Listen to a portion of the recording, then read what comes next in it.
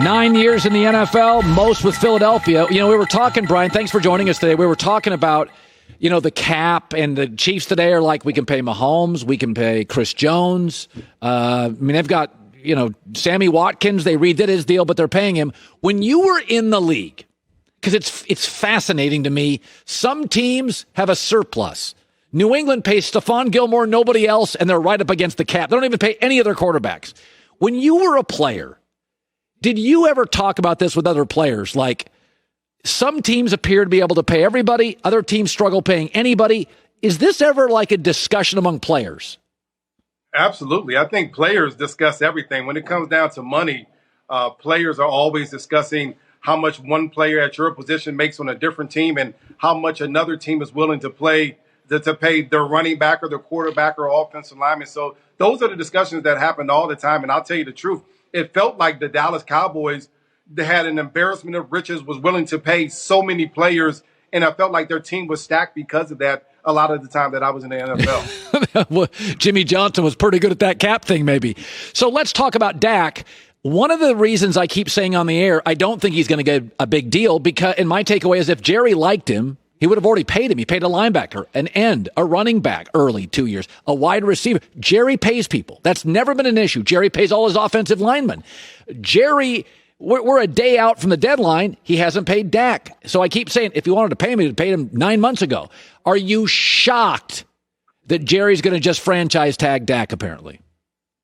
I'm not shocked. I think there was a number, and I think that number's around $35 million a year that Jerry Jones felt as though he wanted to pay Dak, and he doesn't want to pay a dollar over that. And so he's willing to allow him, Dak, to play on the franchise deal. And I honestly feel that if I'm Dak, and when he signed his franchise deal a month or so ago, he was basically saying, I'm willing to ride it out. I'm willing to basically say, I'm going to take everything and put everything on my shoulders at that point, and not allow the Cowboys to have the leverage that I think they would have if Dak didn't feel that way. He's willing to say, I'm willing to bite the bullet if I get hurt. I'm willing to bite the bullet if I don't perform well. And for Dak, he's been doing that his entire career. He was a 135th pick in the 4th round when you talk about that. He also played out his entire rookie deal. He could have signed a little bit earlier for a little bit less money and had the security blanket of knowing that he had a contract for 4 or 5 years. He had that ability, but he's now saying, I'm going to bet on myself. I'm going to take this thing under my control. And now I think the leverage kind of shifts back to Dak. And here's the reason why I say that, because when I talk about leverage, I talk about him being able to control how well of a player, how much he prepares, how good of the record they will have. And I think when you're Dak, you say, okay, last year, I'm coming off of a season where I had my best career stats as an NFL player. This year, we add CeeDee Lamb. We have a better offensive coach in Mike McCarthy. Of course, Zeke comes back hungry, and because everyone's talking bad about him, saying that he's over the hill. He's not a top 5 running back. And now Dak goes out and has a heck of a year. Now that leverage is back in his corner. Now the leverage is saying, listen, if you want this type of quarterback that can lead your team to potentially a playoff berth, maybe a longer stretch in the playoffs, now you have to pay him, and it's going to be a lot more than they would have had to pay him this season. We got into an interesting discussion last week, is that I said, I think if I was a quarterback like Mahomes, I'd take a little less. And my reasoning is this, is I don't want to be Andrew Luck. I don't want to have a bad defense, be forced to throw 39 times a game. Every game I'm in is a shootout.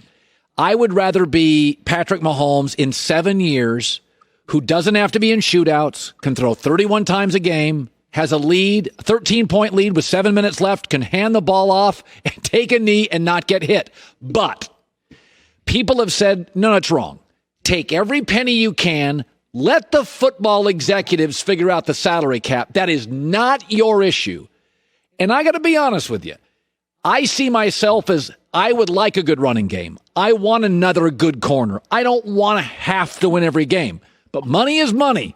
And there's a limit on how much the league allows. Did Mahomes make a mistake by taking a bit of a haircut, a discount, to further enrich the rest of the roster? Well, I think if you're a quarterback, and when you talk about taking $500 million over the next 12 years, I don't know that you can ever say that you took a discount. But I think when you talk about Mahomes' contract, in year 6 or 7, quarterbacks may be getting paid, $55 million, which sounds crazy right now, but times will change and the TV revenue will continue to go up. I don't think that, he made a mistake by taking a little bit of a haircut. When you have a contract that length, we're talking about 10 years of pluses, 2 additional years that he already had left on his contract, and that number, I don't think that you can say that you took a haircut, and I don't think that you can say you took less to try to stay there. I think he's going to give his team an opportunity, and Brett Veach and Andy Reid an opportunity to go out there and replenish that roster and sign guys like Chris Jones and sign guys that are important to the success of that football team. The other thing I think is really, really important is that as a player, I want everyone to do their job. I'm going to do my job as a running back. If you're Patrick Mahomes, you're going to do your job as a quarterback. But I also want the scouts to go and do their job. I want the personnel, the execs to go out there and do their job. And their job is to bring in young guys every single year that can help us win. And if we're talking about money, these young guys are a lot cheaper. So I want those guys to help us win. We shouldn't just have to solely rely on high-priced veterans to go out there and win. I want these scouts to go do their job too. And part of that is finding the best college players that we possibly can find and getting those guys to come in and contribute early on in their career. Should also be noted, Andy Reid and Patrick Mahomes, there may be some skill people that would take a bit of a haircut to play with those guys because you're going to have huge numbers if you're a veteran tight end or a veteran slot receiver.